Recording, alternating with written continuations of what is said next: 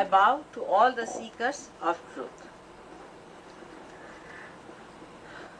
This is a special time in the history of creation that so many seekers have been born on this earth. They have realized that there is something beyond than the mundane life they have to seek. This is not the seeking of one life. It is the seeking of ages, which is being prophesied, has to be fulfilled now. There have been prophecies and prophecies about this great time. In India, about 14,000 years back, Bhrigu Muni has written a book called Nadi Granth, in which he has described you all, saying that a day will come when all these such great seekers will be born on this earth, and that their Kundalini, which is the power of their true desire, will be awakened spontaneously, and they'll find out what they are. But also there has been prophecies about many fake people coming on this earth, and they will try to delude and take people away from truth. There have been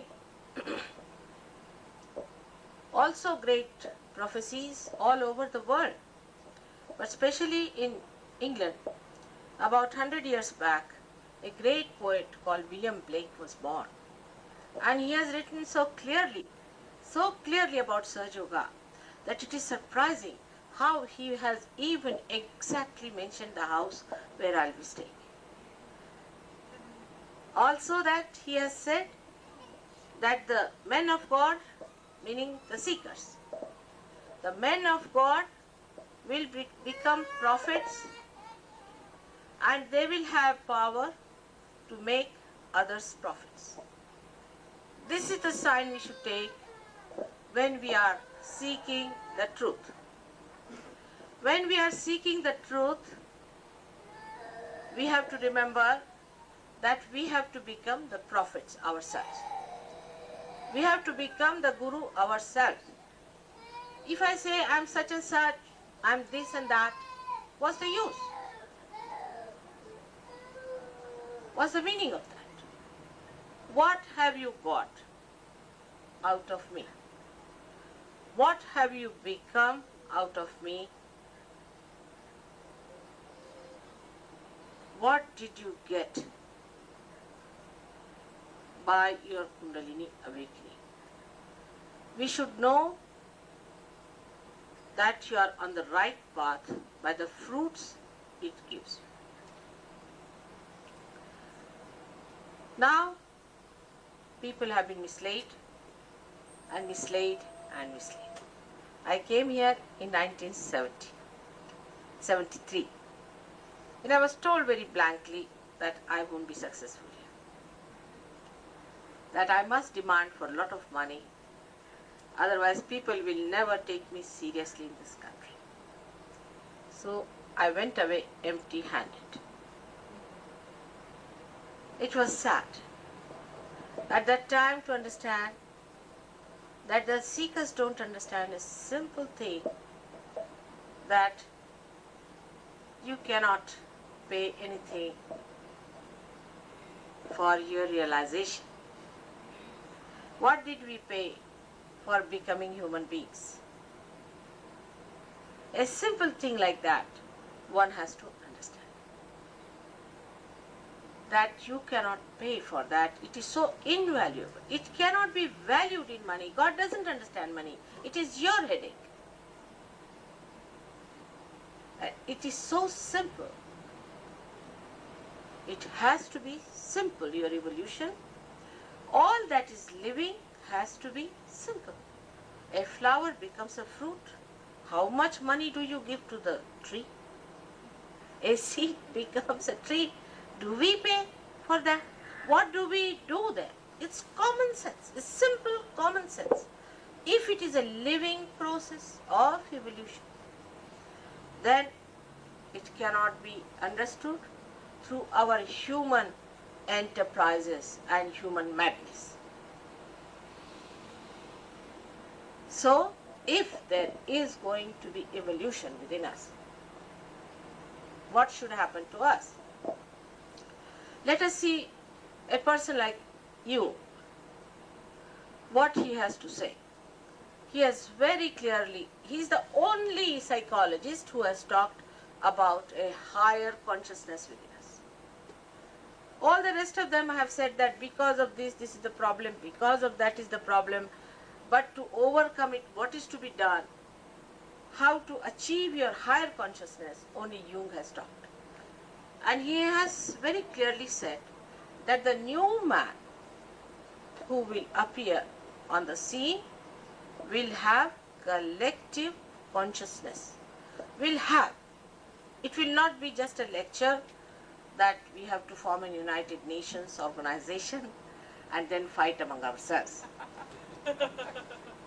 But it is a reality that will be within us, felt as consciousness on our central nervous system. Just like I can feel the heat or the cold. In the same way we are going to feel others and ourselves on our fingertips. Another great personality, that of Muhammad Sahib, has clearly said that at the time of resurrection, your hands will speak. It's clearly said. And if you read Quran, you will be surprised that most of it has dealt with the resurrection and not with the doomsday. But they want to talk about the doomsday so that they can frighten everyone that you are going to be doomed, so better be there paying all the money to these people who represent some sort of an organization. Now we have to know that when we believe in something, before we becoming the absolute, actually we use our mental projections. You project yourself into any realm, go on projecting mental projections, but they are on a relative plane that you exist. Means it may be true, may not be true. It's just mental projection. Mostly it is not true. All our thinking about our economics, politics, everything is just a mental projection, and that's why everything has failed everywhere. Whether it is here or in Russia or in Japan, everything has failed completely. Take it from me, I have traveled all over. Nowhere it seems that people are happy. In the same way, in the realm of God also we have our mental projections. Like some people believe that I am a great Muslim and that Muhammad was the last person, and because I call myself Muslim, I will be taken straight from this earth to the heaven. Khomeini believes like that. How many will agree with that? Now there are Christians, all kinds. So many types of Christians have come out of one Christ that it is impossible to understand. Like they asked Mahatma Gandhi, why don't you become a Christian if you believe Christ? He said, all right, I'm willing. But tell me which church? What church should I join? And the person who asked kept quiet. This is what exactly is. And the young people today who are seekers are confused, absolutely confused. They can't understand that why, when they talk of God, why do they fight in the name of God? Why do they become fanatic? Why they shout? Why are they such angry people? Yesterday I had a funny experience that some people brought some Bibles to hit me. Can you imagine? Really, it was so. I saw them bringing Bibles to hit me. And I just started laughing. I said, look at this now. That they have come here to hit me with a Bible. I mean, this is the best that could happen to any. Such absurdity in this world. Once upon a time they used to carry a Bible in one hand and a pistol in another. But now it's another thing. They are using the Bible as the pistol. So when you see all these things and these confused people, these misled people, you start wondering, is there God? If there is God, why there is so much of madness and why we are behaving like that? Now I say there is God. He exists. He exists within us as our spirit. Everything is within us. We have every power within us. Only thing, we are not yet connected to the mains. Like this instrument, if it is not connected to the mains, you won't be able to hear me at all. In the same way, if you are not connected with the divine, whatever you do is mental projection, which can create confusion, which will give nothing substantial, and everything will sound absolutely unreal. That is the time described as the time of complete confusion. You will be born at the time where there will be complete confusion and you will go mad with that confusion. Because that is the time, in that confusion, only people try to seek the truth. That they realize it is a very relative world and there's something missing somewhere which we have to find out. And what is that missing? Is within you, is your spirit. You have to become the spirit. You are the spirit. But your attention is outside, and in this attention, if the spirit starts shining, you become the spirit. As a result of this happening, many things happen. But when you become the spirit, you become, first of all, completely aware about others and about yourself. You do not know about yourself. Till people get mad, they don't know they are becoming mad. Till they get their cancer, they do not know they are going to die of cancer. Till they get to some diseases, they don't know that they are going to suffer like this. So till these things happen to you, you do not even feel that that has started within you, that this destruction has started building up within you. You do not know that where are you. The reason is you do not know what you have got within yourself. Now I hope Warren has told you about the centers that we have within us, and I was amazed when I came in 73, I talked about this, they taped my lecture, and already there are many books written about it. Not only that, but this twice born business also started with that. You see, they used all the terminologies that I have used, and when I came, the person who was here, who sponsored me, he said that you must get everything, what you call the registered or something like that, that they do. And I said, why? Why? They said, because they'll use. I said, let them use, it's a good idea. At least they will know these words, and once they find out that this is not so, they'll throw it away and seek for reality. So it doesn't matter.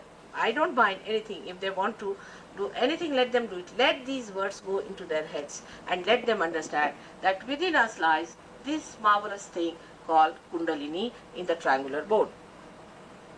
Now look at that. This bone is called a sacrum in Greek language. That means the Greek knew about this power within us. Otherwise, why should they call it a sacred bone? It's a sacred bone. And this sacred power lies within that. Now what is this sacred power? Is a 3.5 coil power of pure desire. Now the sense of purity in this confusion people don't understand.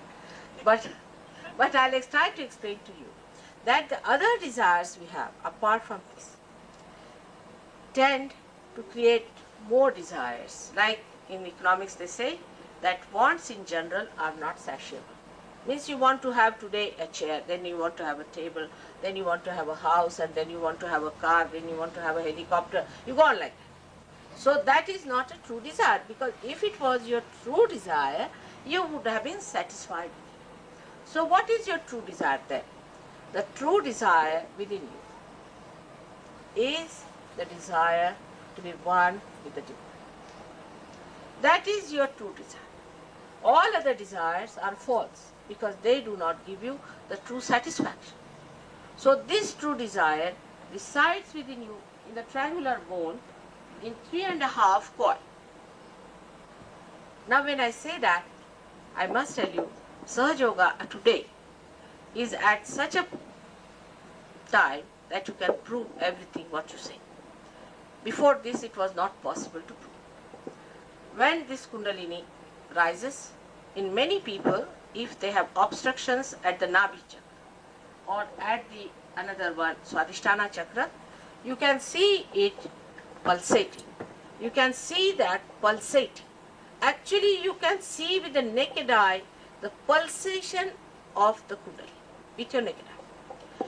Then the Kundalini rises. You can feel it with the stethoscope, the rising of the Kundalini, like lup, dup, lup, dup. It goes on like the heart. It reaches on the top of your head here, where you again feel the sound, and then the sound disappears, and you find a cool breeze coming out of your own head. Now, this you cannot do. As you cannot transform a flower into a fruit, you cannot make cool breeze come out of your head. Like the other day, I went to one of the television person, and the person said, maybe the air conditioner is there. I said, maybe, but you put your hand. So she said, of course, there cannot be an air conditioner in my head. I said, that's what it is. And that's how you know that you are being really baptized.